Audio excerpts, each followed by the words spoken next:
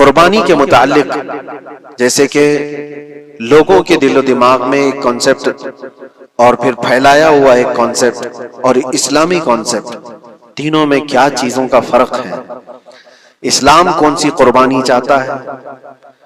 لوگوں نے کیا پروپیگنڈا پھیلایا ہے اور عوام کے ذہن میں کیا بیٹھا ہوا ہے؟ تینوں کو ہم تھوڑا سرسری نظر سے دیکھتے ہیں۔ سب سے پہلی چیز تو یہ ہے، اسلام جس قربانی کی بات کر رہا ہے، قرآن میں اللہ فرماتا ہے لن ینال اللہ لحومها ولا دماؤها، نہ تمہارا گوشت نہ تمہارا بہایا ہوا خون اللہ تک پہنچتا ہے، ولکن ینالہ التقوی منکم، بلکہ اس کے پیچھے جو تمہارا تقوی ہے وہ اللہ تک پہنچتا ہے۔ تمہاری نیت دیکھی جا رہی ہے، تمہارا اخلاص دیکھا جا رہا ہے۔ اسی لیے کہا گیا ہے کوئی گوشت کھانے کی نیت سے قربانی کرتا ہے تو اس کی قربانی ہوگی ہی نہیں۔ گوشت کی نیت سے اگر کسی نے قربانی کیا اس کی قربانی ہی نہیں، یا پھر اگر ذبح کرنے کے بعد بیچنے کی نیت کیا گوشت میں سے کچھ حصہ، وہ تجارت کی نیت کیا ہوا ہے، تب بھی اس کی قربانی نہیں ہے۔ قربانی صرف وہ ہے جو خالص اللہ کی رضا کے لیے کرے، جو اللہ تعالیٰ نے حکم فرمایا مجھے اور اللہ کریم کے حکم پر عمل پیرا ہوتے ہوئے میں قربانی کر رہا ہوں، اس نیت کے ساتھ جس نے قربانی کیا اس کی قربانی قبول ہے۔ یہ اسلام چاہتا ہے آپ کی قربانی۔ اور لوگوں کے دل و دماغ میں جو اکثر بیٹھا ہوا ہے وہ یہ ہے کہ موسم آ رہا ہے، سب کر رہے ہیں تو ہم کو بھی کرنا چاہیے، اور کچھ لوگ فیشن کے طور پر، کچھ لوگ بچوں کی ضد پر قربانی کر گئے۔ یہ لوگوں کے ذہن و دماغ میں بیٹھا ہوا ہے۔ نہیں میرے عزیزو، جو مالک نصاب ہے اس پر قربانی واجب ہے، یہاں تک کہ اللہ کے نبی صلی اللہ علیہ وسلم نے ارشاد فرمایا استطاعت ہونے کے بعد، مالک نصاب ہونے کے بعد جس نے قربانی نہیں کیا، حضور فرماتے وہ ہماری عیدگاہ کے قریب بھی نہ آئے۔ حضور اکرم صلی اللہ علیہ وسلم فرماتے ہیں ہماری عیدگاہ کے قریب نہ آئے۔ اس کے لیے دنیا میں یہ وعید ہے تو آخرت میں اس کا عذاب اور ہے۔ تیسری چیز جو پروپیگنڈا کیا پھیلا ہوا ہے قربانی کو لے کر، ایک بہت بڑا پروپیگنڈا ہے۔ اسلام کے خلاف کچھ بھی بات پھیلانے کے لیے لوگوں کو صرف ایک چھوٹی سی سوئی چاہیے کہ ان کا ایک پھیلایا ہوا یہ پروپیگنڈا کہ لاکھوں ہزاروں اینیملز اس میں کاٹ دیے جاتے ہیں، ذبح کر دیے جاتے ہیں، خون بہایا جاتا ہے، اس کا حاصل کیا ہوتا ہے؟ جیوت چیزوں کو مار دیا جاتا ہے۔ میرے عزیزوں، لوگ یہ باتیں تو صرف اور صرف اسلام کے خلاف کرنے کے لیے پھیلاتے ہیں، جبکہ میں آپ کو بتاؤں دنیا کے تقریباً مذاہب میں قربانی کا کانسیپٹ موجود ہے۔ اکثر دینوں میں وہ الگ الگ انداز ہے، کہیں بلی چڑھانا ہو گیا ہے، کہیں دیوتا کو کچھ پیش کرنا ہو گیا ہے۔ قربانی کا کئی جگہوں پر یہ کانسیپٹ موجود ہے، لیکن کوئی اپنے گریبان میں جھانکتا تھوڑی نہ، دوسرے کے گھر میں جھانکنے کی عادت زیادہ ہوتی ہے۔ اسلام کی قربانی لوگوں کو نظر آتی ہے کہ مسلمان جتنا پریکٹیکل ہے اپنے دین پر، دنیا میں کوئی بھی اپنے دین پر اتنا پریکٹیکل نہیں ہے۔ کوئی بھی اپنے دین پر اس طرح پابندی سے عمل کرنے والا ملتا نہیں۔ جلن اسی بات کی تو ہے کہ کوئی پوسٹر نہیں لگاتے، کوئی اعلان نہیں کرتے، اور جمعہ میں پوری صفحے ان کی بھری نظر آتی۔ کون تمہیں پرچار کر کے جمعہ میں بلاتا ہے؟ وہ خالق کائنات کی طرف سے تمہارا جو لگاؤ ہے، وہ جو تمہیں کھینچ کر گھروں سے مسجدوں میں لاتا ہے۔ فتنوں کا دور ہے، اس کے باوجود جمعہ میں کوئی بھی مسجد ایسی نہیں ہوگی جو خالی پڑی ہوئی۔ مسلمان آج کے دور میں بھی اپنے دین پر عمل پیرا ہے، اور یہ تکلیف کا سبب بن جاتا ہے دوسروں کے لیے۔ اسی طرح قربانی کے ایام آتے ہیں تو کچھ ماڈرن خیالات والوں کو لا کر کے ہمارے درمیان پیش کیا جاتا ہے۔ وہ ایسی میٹھی میٹھی باتوں کے ذریعے سے تمہیں لبھانے کی کوشش کریں۔ اتنے پیسے خرچہ کرنے کے، 40,000 کا 50,000 کا بکرا لینے سے بہتر ہے کسی غریب کو مدد کر دیا جائے، کسی کا گھر بنا دیا جائے، کسی کا راشن پہنچا دیا جائے۔ میاں وہ سال بھر ہم کرتے ہیں الحمدللہ، قربانی کے دنوں میں ہی کیوں؟ اللہ کے نبی صلی اللہ تعالیٰ علیہ وسلم کی حدیث سن، حضور پاک صلی اللہ تعالیٰ علیہ وسلم فرماتے ہیں قربانی کے دن، یعنی ذی الحجہ کی 10، 11 اور 12، یہ 3 دنوں کے اندر حضور فرماتے ہیں کوئی عمل دنیا میں قربانی سے زیادہ اہمیت اللہ کے نزدیک نہیں رکھتا۔ کوئی عمل اللہ کو اس سے زیادہ پیارا نہیں ہے قربانی. اور ایک بات میں آپ کو بتاؤں، لوگ ہمیں ظالم کی شکل میں پیش کرتے ہیں کہ کاٹ دیتے ہیں، ذبح کر دیتے ہیں. ہم اپنی مرضی سے اگر کاٹیں، اپنی خواہش کے لیے کاٹیں تو حرام ہے، اور جس نے خود جان ڈالا ہے اس کے حکم پر کاٹے تو یہ حرام نہیں ہے، یہ اس کے حکم کی فرمانبرداری ہے. ایک بات یاد رکھو، جانور تو یہ بکرا ہو، بھینس ہو، اونٹ ہو، جن کی قربانیاں ہوتی ہیں یہ الگ. جو مچھلی کھاتے ہیں اس میں بھی اگر کوئی انٹرٹینمنٹ کے لیے شکار کرتا ہے کہ اپنی تفریح قلب کے لیے، تو اس مچھلی کا شکار کرنا بھی حرام ہے. ہاں، کھانے کی نیت ہے، تجارت کی نیت ہے، تو مقصد کے تحت اگر مچھلی پکڑ رہا ہے تو اس کے لیے جائز ہے. اسلام یوں ہی کسی چیز کی جان لینا اور خون بہانے کا حکم نہیں دیتا. اللہ تبارک و تعالیٰ کا حکم ہے، اور اس نے کائنات کو جس انداز سے بنایا ہے، ان جانوروں کو اللہ تعالیٰ نے ہمارے کھانے کے لیے بنایا ہے، جس کی وجہ سے یہ قربان کیے جاتے ہیں. اور اگر میں کہتا ہوں سارے جانوروں کی قربانی بند کر کے دیکھ لو، پھر جانور ہی رہیں گے، تمہارا رہنا مشکل ہو جائے گا. اسلام کی یہ قربانیاں تو سال میں ایک مرتبہ ہوتی ہے نا، جو ایک دن کی جاتی ہیں، 10ویں ذی الحجہ سے 12ویں کو. اگر نوجوانوں میں ایک دعوت دیتا ہوں، جاؤ، آج تو اے آئی کا زمانہ ہے، کچھ بھی پوچھو تو لا کر کے تمہارے سامنے رکھ دے گا سارا ڈیٹا. ذرا یہ بھی ڈیٹا نکال کر کے دیکھ لو کہ سال بھر میں KFC میں کتنی چکن ذبح ہوتے ہیں پوری دنیا بھر میں پر ڈے. میکڈونلڈ صرف چکن ہی نہیں بیچتا، گائے کا گوشت بھی بیچتا ہے پوری دنیا بھر میں، جس کو یہاں پر بھی بہت سینے سے لگا کر کے رکھے گئے ہیں. پوری دنیا بھر میں ان کا استقبال ہے، کیونکہ امریکن کمپنیاں ہیں، باپ دادا کی کمپنیاں ہیں، ان کو کوئی آنکھ نہیں دکھا سکتا. اور انٹرنیٹ کے ڈیٹا کے حساب سے پر ڈے 68,000 گائے تو میکڈونلڈ ذبح کرتا ہے. پر ڈے کی بات کر رہا ہوں، سال بھر کی نہیں. سال بھر ان کا ڈیٹا بہت زیادہ ہے، ملینز میں ہے، اور 1 بلین سے زیادہ چکن وہاں پر بھی قربان ہوتی ہیں جو فرائیڈ چکن کھاتے ہیں. یہ تو ایک کمپنی کی بات کر رہا ہوں، ایسی بہت ساری کمپنیاں ہیں.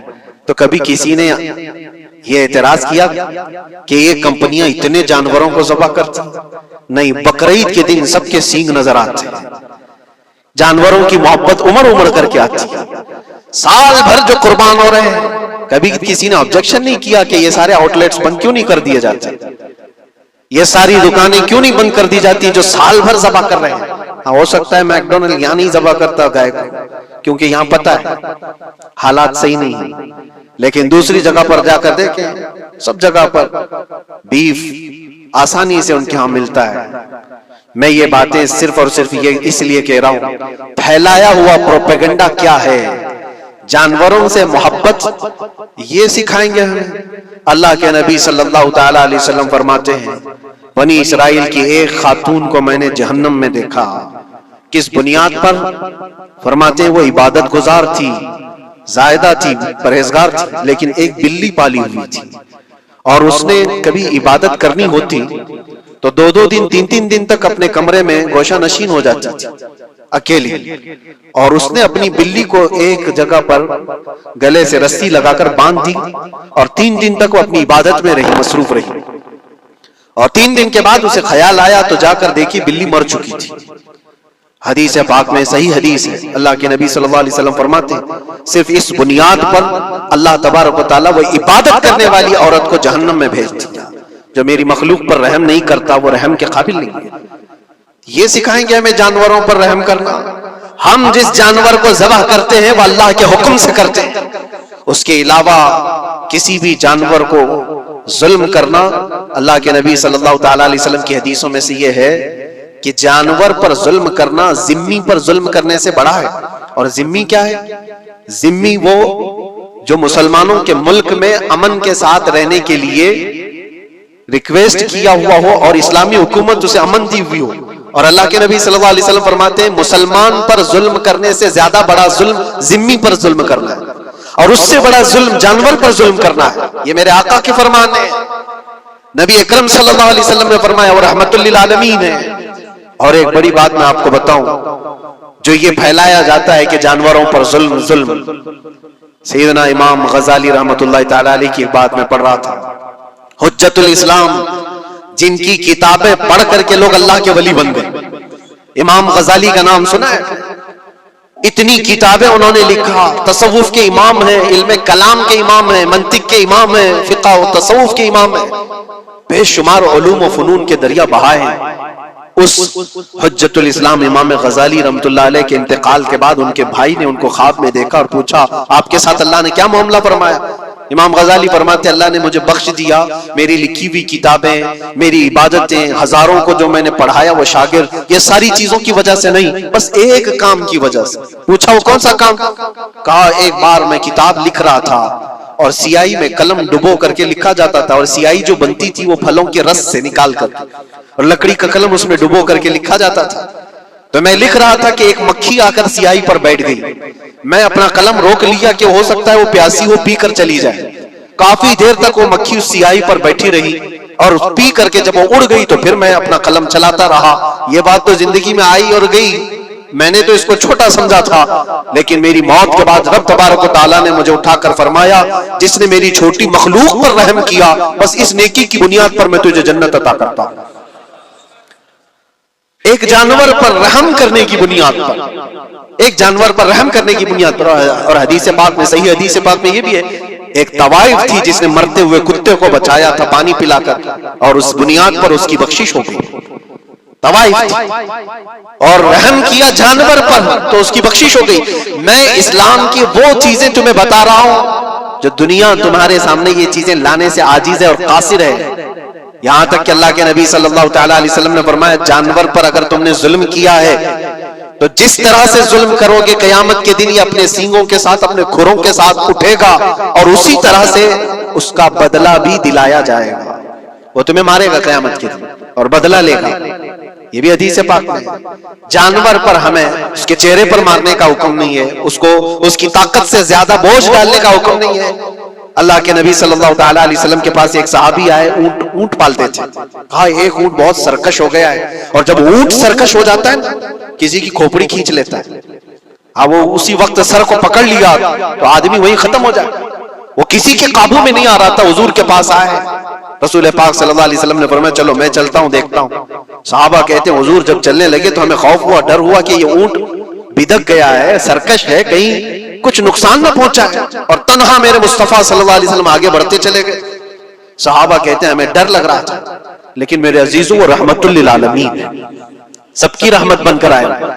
نبی پاک صلی اللہ تعالی علیہ وسلم جب قریب گئے تو اونٹ کوئی سرکشی نہیں کیا، کچھ نہیں. حضور پاک صلی اللہ تعالی علیہ وسلم کے چہرے کے پاس اپنا منہ کرتا ہے اور اپنی زبان کو چپڑ چپڑ چپڑ کرتے ہوئے اپنی زبان ہلا رہا ہے. اور حضور پاک صلی اللہ تعالی علیہ وسلم ایسے سنتے جا رہے ہیں جیسے کسی دانشور کی بات سن رہے ہیں. پھر نبی پاک صلی اللہ علیہ وسلم اونٹ کے مالک کی طرف متوجہ ہوئے اور کہا یہ اونٹ تیری شکایت کر رہا ہے، یہ اونٹ تیری شکایت کر رہا ہے. یہ سرکش اس لیے ہوا کہ تو اس کی طاقت سے زیادہ بوجھ اس پر ڈالتا ہے اور کھانا اس کو کم دیا کرتا ہے. کیا یہ بات صحیح ہے؟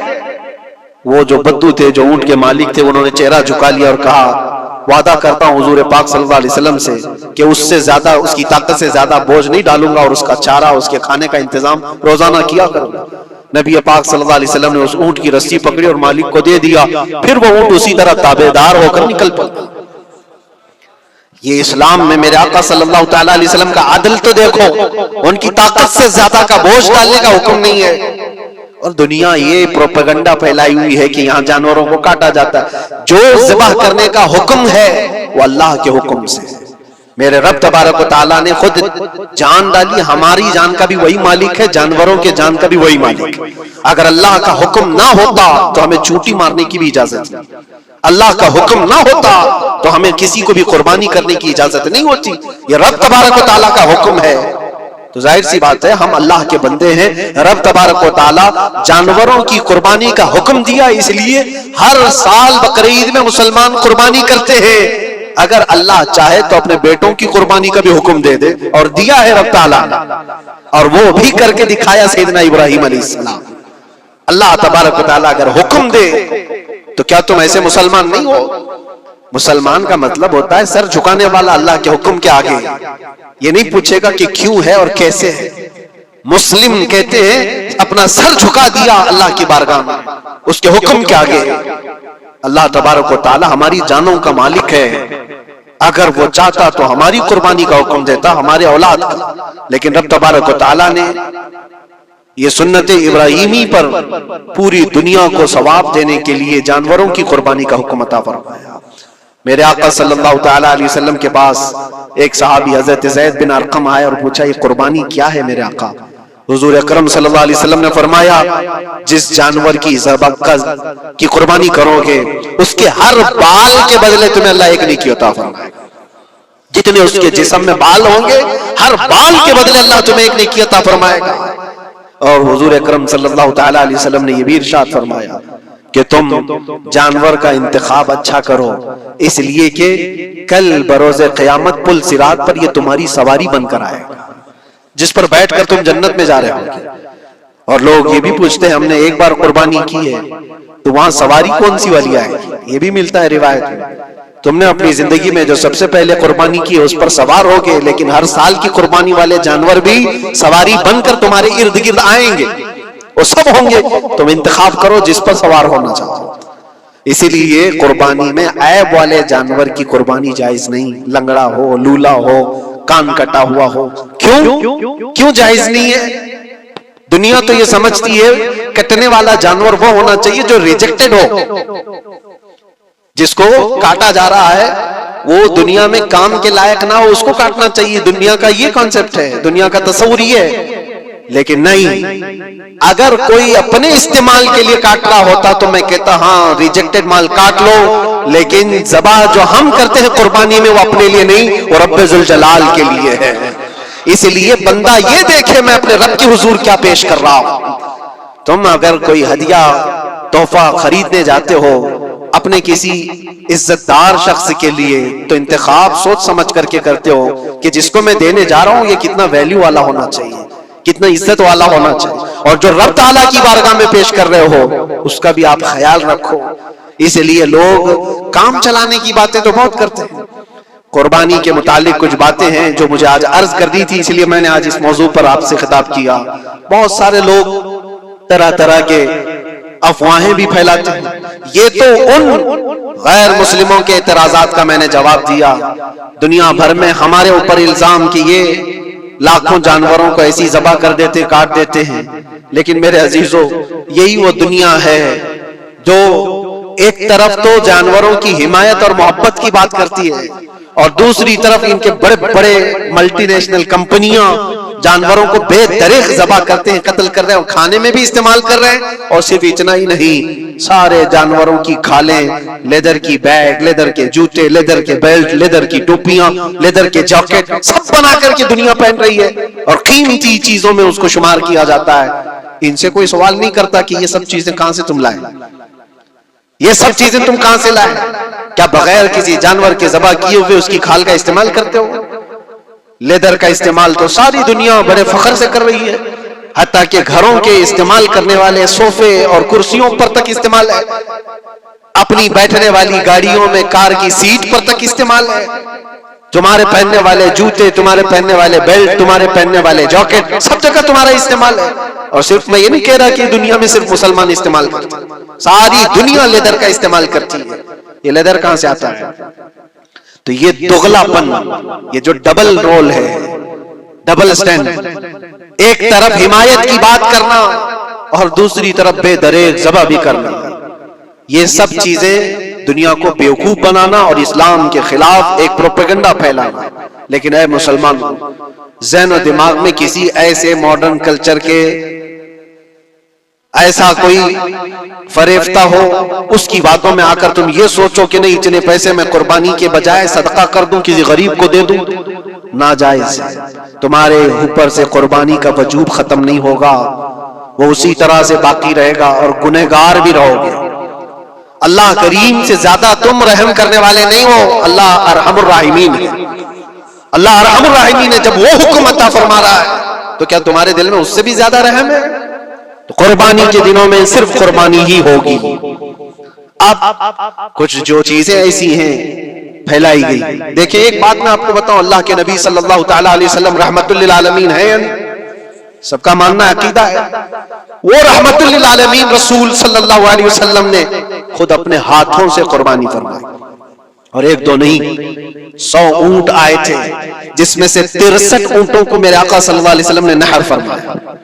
63 اونٹوں کو خود حضور نے ذبح فرمایا.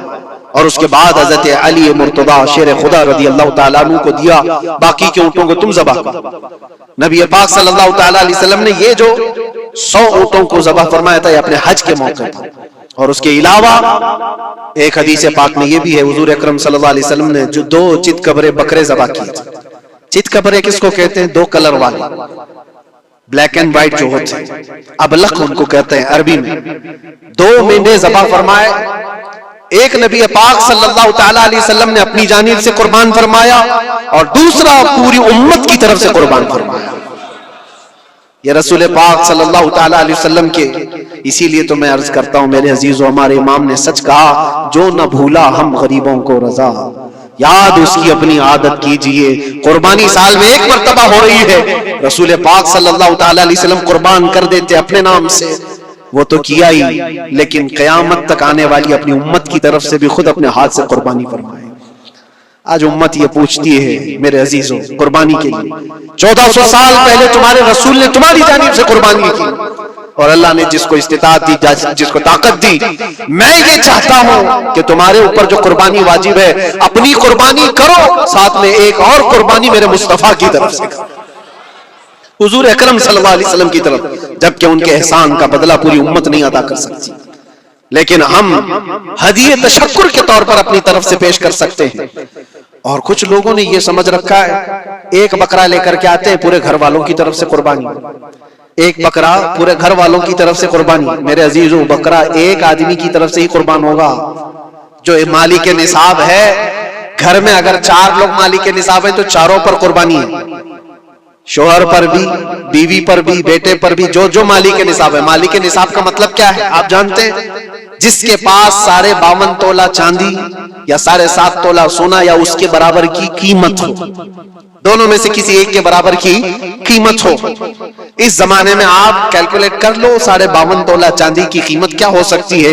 اتنی اگر تمہارے پاس رقم ہے، اتنی مالیت ہے تمہارے پاس، تو تم مالک نصاب ہو اور تمہارے اوپر قربانی واجب ہے. قربانی تمہارے اوپر واجب ہے، اور قربانی واجب ہونے کے لیے سال بھر پیسے ہونا ضروری نہیں. قربانی کے دنوں میں اگر وہ مالک نصاب ہوا تب بھی اس پر واجب ہے. زکوٰۃ کا حکم الگ ہے، قربانی کا حکم الگ ہے. اور پورے گھر کی طرف سے ایک بکرا قربان کیا تو کسی کا بھی نہیں ہوا. اگر 4 لوگ گھر میں رہتے تھے اور چاروں کی طرف سے ایک بکرا ذبح کیا اور چاروں کا نام لیا گیا ہے تو کسی کے نام سے قربانی نہیں ہوئی، کیونکہ پرٹیکولر ایک ہی کی طرف سے قربانی ہو سکتی ہے.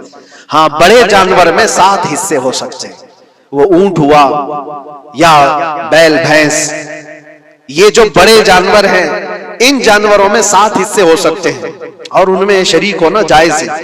لیکن 7 لوگ جو شریک ہو رہے ہیں ان کے لیے بھی شرط ہے، کوئی ایک بندہ بھی اس میں غلط عقیدے والا بھی نہ ہو اور گوشت کی نیت سے شریک نہ ہوا ہو، بلکہ سب قربانی کی نیت سے آئے ہو تو سب کی قربانی ہوگی. یہ خیال بھی رہے ضروری ہے.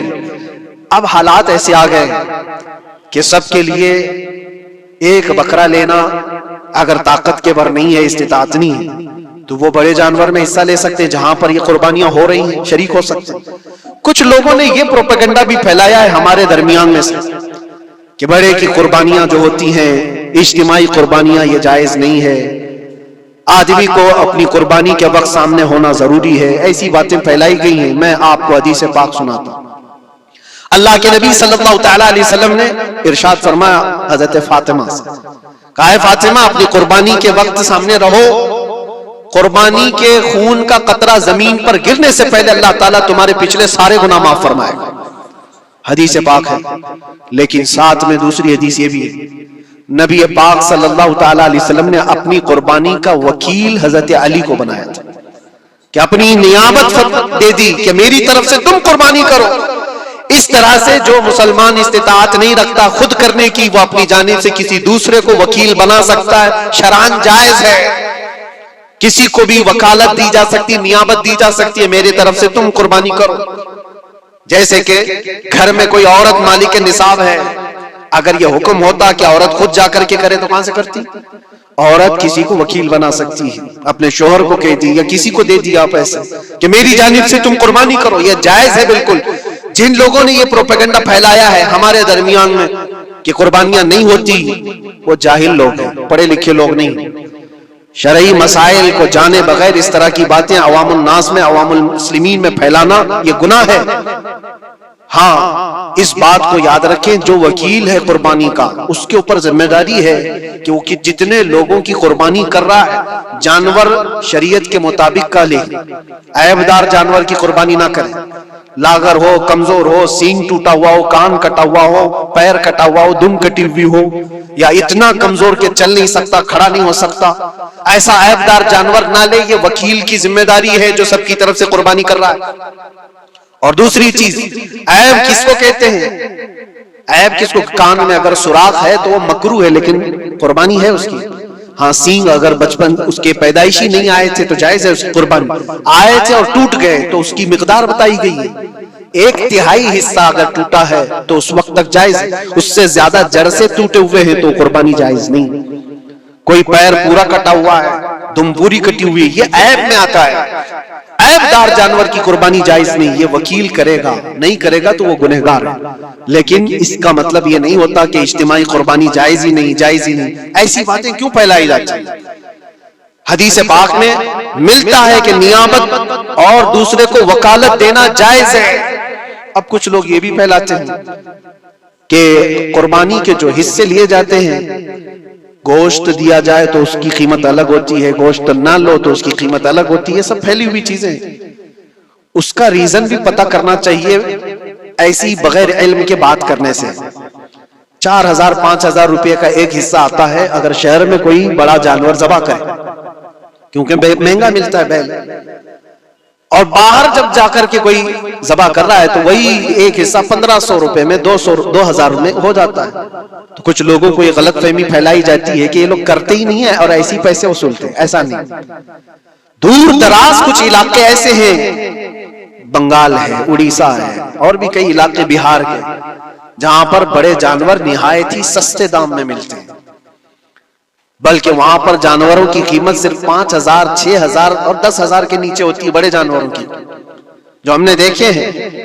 وہاں جا کر کچھ تنظیمیں قربانی کرتی ہیں، اگر وہ صحیح طریقے سے شریعت کے مطابق جانور لے کر کے کر رہے ہیں تو کوئی حرج نہیں، چاہے وہ 200 روپے حصے میں بھی کرتا ہو کوئی حرج نہیں۔ قیمت میٹر نہیں کرتی، جانور میٹر کرتا ہے، قیمت چاہے جتنی بھی ہو رہی ہو۔ اس چیز کو آج وضاحت کرنا ضروری تھا، اس لیے میں نے آپ کے سامنے بیان کیا۔ غلط فہمیوں میں نہ پھیلے، غلط فہمیاں نہ پھیلائیں، خود بھی بچیں۔ ہاں افضل کیا ہے؟ افضل تو یہ ہے کہ اللہ نے تم پر واجب کیا، تم جاؤ اپنے ہاتھ سے کرو، تم جاؤ، کیونکہ حدیث پاک میں ملتا ہے کہ تم اپنے ہاتھ سے قربانی کرو اگر طاقت رکھتے ہو، اس کے خون کا قطرہ گرنے سے پہلے تمہارے پچھلے سارے گناہ اللہ معاف فرمائے۔ یہ افضل ہے۔ یہ ساری باتیں تھی جو عید قربان سے ریلیٹڈ تھی۔ اللہ کریم ہم سب کو اس کی رضا کے لیے قربانی کرنے کی توفیق عطا فرمائے۔ لیکن ساتھ میں ایک بات یہ بھی یاد رکھیں، جب بندہ قربان کر رہا ہوتا ہے تو اس کے اندر یہ نیت بھی ہو، جیسے سیدنا ابراہیم علیہ الصلوۃ والتسلیم کو اللہ تعالیٰ نے کیا فرمایا تھا؟ 4 پرندے لو، ان کو ذبح کرو، ان کے سر اپنے پاس رکھو، ان کا قیمہ بنا کر 4 پہاڑوں پر رکھاؤ، اور پھر ان پرندوں کا نام لے کر کے بلاؤ، وہ زندہ ہو کر کے آ جائیں گے۔ کیونکہ ابراہیم علیہ السلام نے اللہ سے پوچھا تھا کہ اللہ تم مرنے کے بعد لوگوں کو زندہ کیسے کرتا ہے، میں دیکھنا چاہتا ہوں۔ تو رب تعالیٰ ان کو پریکٹیکل دکھانا چاہ رہا تھا کہ جاؤ ٹھیک ہے ذبح کرو 4 پرندے اور ان کا قیمہ بنا دو، سر ان کے اپنے پاس رکھ لینا، اور ان کا قیمہ 4 پہاڑوں پر رکھ کر آؤ، اور پھر آ کر ان سروں کے پاس کھڑے ہو کر ان پرندوں کے نام لے کر بلاؤ، وہ آ جائیں گے۔ ابراہیم علیہ السلام نے اسی کیا، 4 پرندے لیے تھے۔ کیا کیا لیے تھے آپ کو میں بتاؤں، ایک مرغا تھا، ایک کوا تھا، ایک کبوتر تھا، اور ایک مور تھا۔ پرندوں کے نام یاد رکھ لیں، کوا ہے، مرغا ہے، کبوتر ہے اور مور ہے۔ چاروں کو ذبح کیا، ان کے سر اپنے پاس رکھے اور جسم کے سب قیمہ بنا دیا، اور 4 جگہ پر مکس کر کے ان کو رکھا ہے۔ پھر آ کر یہاں کھڑے ہوئے اور پکارا ان پرندوں کا نام لے کر، اللہ کے حکم سے آ جاؤ۔ وہ قیمہ ہوا میں اڑا، جسم بنا، اور ویسی بغیر سر کے اڑتا ہوا آیا اور اپنے اپنے سر سے جڑ کر کے وہ زندہ پرندہ ہو گیا۔ قرآن پاک میں یہ ہے موجود. تیسرے پارے میں رب تبارک و تعالیٰ نے فرمایا وَإِذْ قَالَ إِبْرَاهِيمُ رَبِّ أَرِنِي كَيْفَ تُحْيِي الْمَوْتَى قَالَ أَوَلَمْ تُؤْمِنْ قَالَ بَلَى قَالَ وَلَكِنْ لِيَطْمَئِنَّ قَلْبِي قَالَ فَخُذْ أَرْبَعَةً مِنَ الطَّيْرِ فَصُرْهُنَّ إِلَيْكَ ثُمَّ اجْعَلْ عَلَى كُلِّ جَبَلٍ مِّنْهُنَّ جُزْءًا ثُمَّ ادْعُهُنَّ يَأْتِينَكَ سَعْيًا وَاعْلَمْ أَنَّ اللَّهَ عَزِيزٌ حَكِيمٌ. یہ اللہ تبارک و تعالیٰ نے پورا قرآن میں فرمایا کہ ابراہیم علیہ السلام نے یہ جو کیا. اب سنیے سبع سنابل شریف میں میر عبد الواحد بلگرابی رحمۃ اللہ علیہ لکھتے ہیں کہ 4 پرندوں کا جو انتخاب ہوا تھا نا، 4 پرندے جو چنے گئے تھے کون سے تھے؟ کوا، مرغا، کبوتر، مور. اصل میں جو ہے ان کی ہر ایک کی ایک خاصیت ہے. کوا لالچی بہت ہوتا ہے، کوا لالچی بہت ہوتا ہے.